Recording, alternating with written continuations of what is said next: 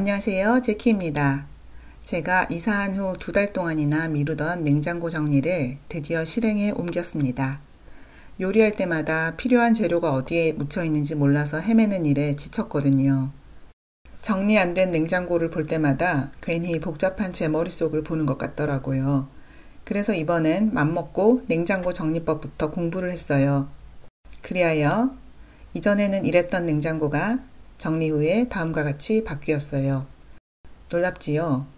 남에게 감추고 싶던 지저분한 냉장고가 손님을 초대해서 자랑하고 싶은 깨끗한 냉장고로 바뀌었어요. 저는 수학 잘하는 사람이 따로 있듯이 정리 잘하는 사람이 따로 있는 줄 알았는데 그게 아니더라고요. 이번에 제가 터득한 내용을 공유하고 싶어서 영상을 만들었어요. 정리를 시작하기 전에 일주일 동안 국내외 온갖 냉장고 정리 달인들의 글과 영상을 보고 배운 결과 다음과 같은 사실을 깨달았어요. 첫째, 냉장고에 물건을 넣기 전에 냉장고부터 이해를 해야 한다는 점입니다. 냉장고는 냉기를 순환시켜 냉장과 냉동을 유지하는 기계이기 때문에 냉장실이 너무 비어 있어도 너무 차 있어도 냉기를 유지하기가 힘들대요. 냉장실은 60% 이상 차 있어야 차가워진 식재료들이 냉온을 유지해주기 때문에 에너지를 절약할 수 있다고 해요. 그리고 냉기가 잘 흐를 수 있도록 냉각기 입구를 막지 않는 게 좋겠죠.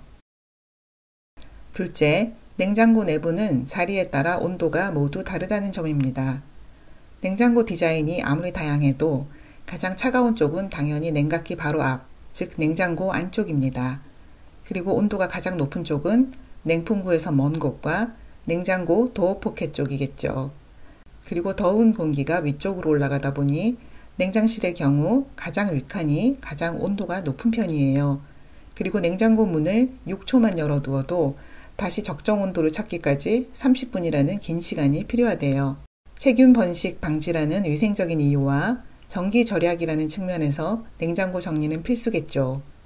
안 그러면 저처럼 냉장고 문을 열고 나서야 뭐가 어디 있는지 한참 찾느라 혹은 이리저리 물건자리 옮기면서 테트리스를 하느라 삐삐 소리 날 때까지 열어두게 되지요. 셋째, 그리고 무엇보다 자기 집 냉장고의 구조를 파악하는 게 중요하다는 점입니다. 자기 집 냉장고의 칸마다 높이와 깊이, 넓이를 측정한 다음에 거기에 맞는 용기를 구매하는 게 중요해요. 냉장고는 칸마다 깊이와 높이가 조금씩 다르더라고요. 가령 우리 집 냉장고의 경우 위에서 두 번째, 세 번째 선반은 공간이 깊은데 아래쪽으로 갈수록 뒷벽이 튀어나오면서 좁아지더라고요. 위쪽 규격만 재고 트레이를 너무 많이 주문했더니 아래쪽에는 안 들어가더라고요. 그리고 냉장실에는 과일 칸과 야채 칸이 있는데 과일과 야채가 섞이지 않는 게 중요하대요. 과일에서는 계속 수분과 에틸렌가스가 분출되어서 야채랑 같이 두면 야채를 빨리 썩게 만든대요. 과일은 계속 숨을 쉬기 때문에 토마토나 키위처럼 실온에 보관하면서 후숙할 수 있는 과일은 실온에 보관하는 게 좋아요.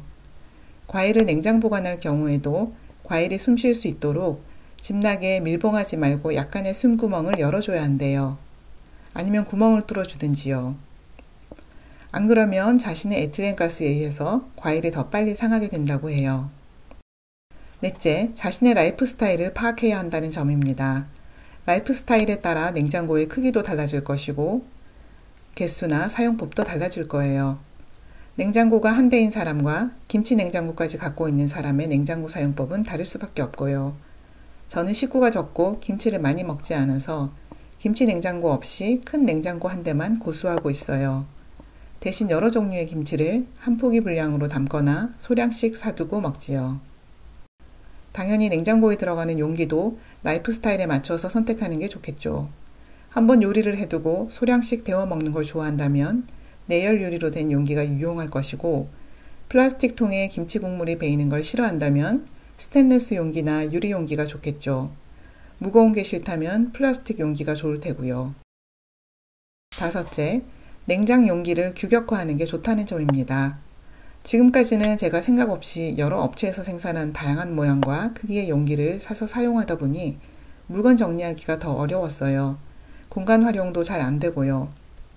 정리를 잘 하는 사람은 잘 못하는 사람에게 카테고리부터 먼저 정하고 나서 용기를 사라고 말하잖아요. 그런데 저처럼 분류하는 것 자체가 어려운 사람들에게는 그게 맨땅에 헤딩하라는 소리로 들리더라고요. 분류를 좀 해보려다가 포기하고, 분류를 좀 해보려다 포기하고, 그렇게 되더라고요. 오히려 남으면 친구 주겠다는 생각으로 좋아하는 재질의 냉장고 용기를 몇 세트 마련한 다음에 오감을 이용해서 직접 분류를 시작하다 보니 카테고리를 나누고 통일하는 과정이 더 수월해졌어요. 사람에 따라 공부하는 방법이 달라야 되는 이유가 바로 이런 거죠. 음식을 용기에 담기 시작하면서 시행착오를 반복했지만 그러는 과정에서 자연스럽게 최선의 방법을 찾게 되더라고요. 먹기 싫은 재료나 소량씩 남은 재료는 과감하게 버리거나 냉털 요리로 처리하면서 정리를 했어요. 그래서 시래기 된장국, 레몬 생강차, 떡볶이를 해 먹었어요. 음식을 비닐째로 마구 쑤셔 박으면 더 많은 물건을 냉장고에 넣을 수는 있는데 기억하기 어렵고 에너지 효율이 떨어지고 새로 장을 볼 때마다 혼잡도가 증가하죠. 여섯째, 라벨링을 하는 게 정말 중요하다는 점입니다.